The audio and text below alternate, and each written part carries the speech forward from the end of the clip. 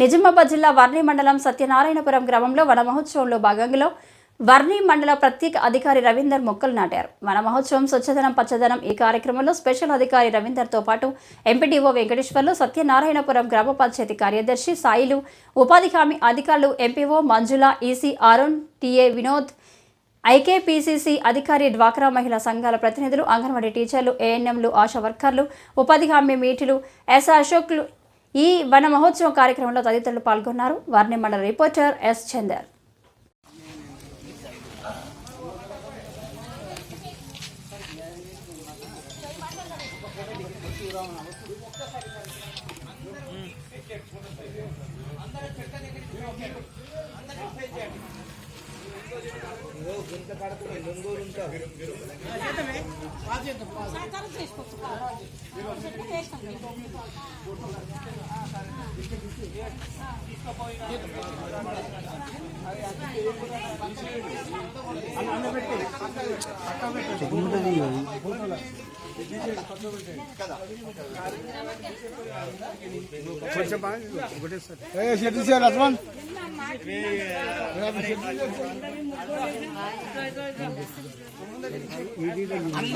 అందరూ ఇటు ఫేస్ చేయండి.